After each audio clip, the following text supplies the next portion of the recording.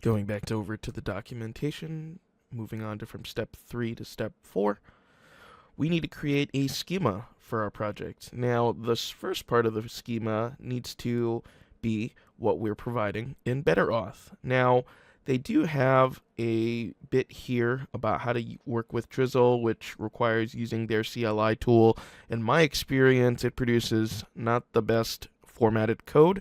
So I think you're better off just recreating it manually. Also, it'll give you a better understanding of all the pieces that are available to you in this authorization tool. So we're going to go back to installation here. We're going to go to create database tables and then scroll on down until you see this little note here. We want to create the schema manually. So we're going to hit this database section. And now we have each of the individual pieces that we're going to have to add. So this will give us a great opportunity as well to introduce some of the key Drizzle concepts while also looking at the BetterAuth concepts.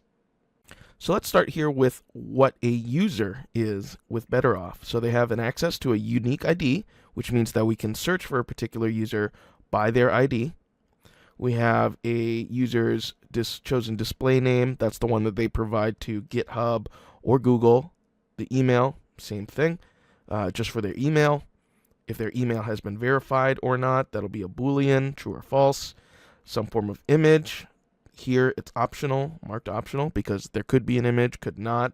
For example, if you never provided an image to GitHub, then you would just have the basic profile picture. Same goes for Gmail. Created at, and then updated at. You can read here the timestamp of when the user account was created, for created at, updated at, timestamp of the last update to the user's information, just in case you need it. So now we're going to add this into our project schema.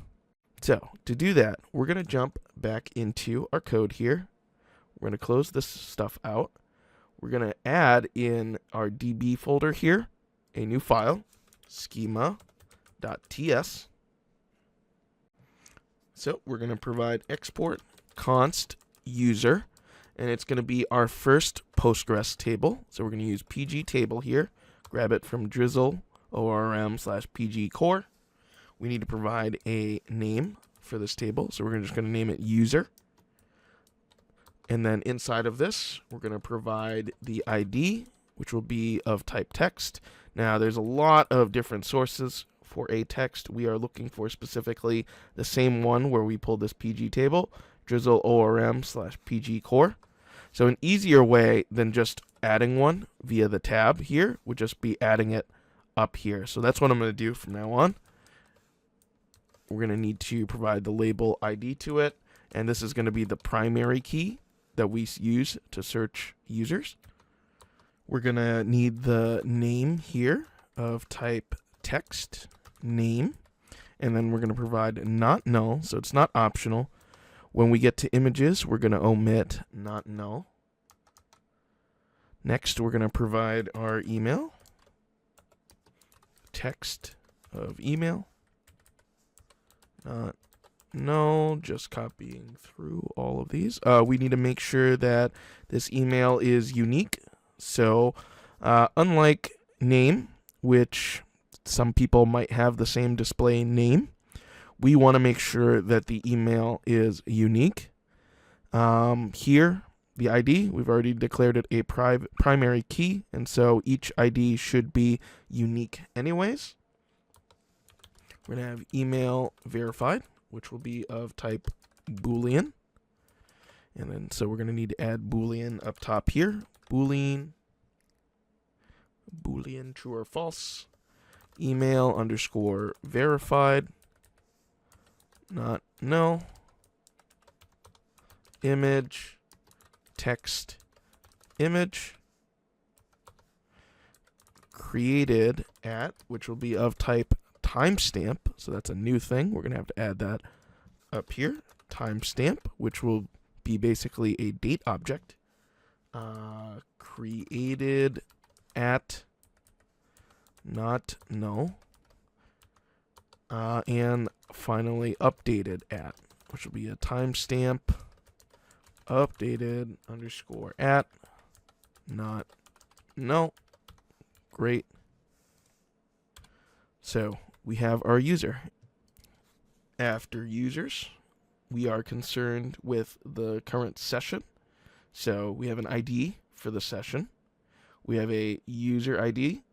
So this is a key that refers to this user. So it creates a relation between this sessions table with a particular user.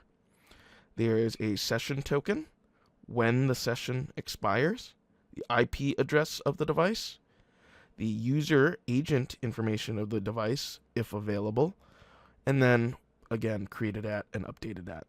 So now we're going to add that to our schema. So let's switch over to our code here. And we're going to create another table.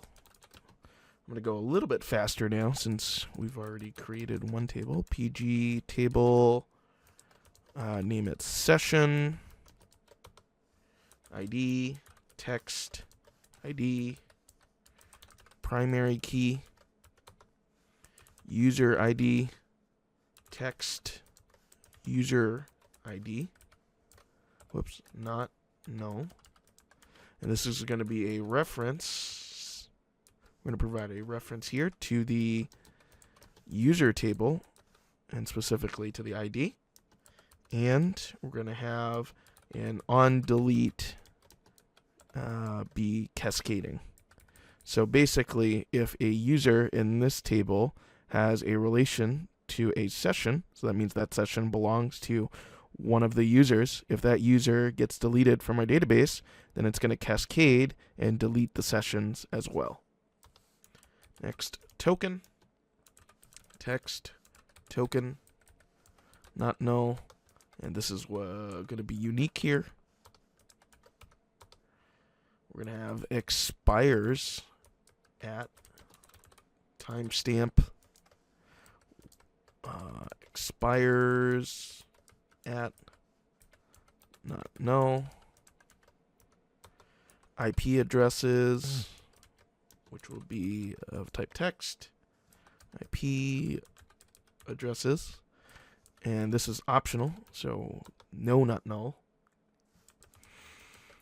User agent, text user underscore agent here, and then created at and updated at, we'll just copy paste it from here.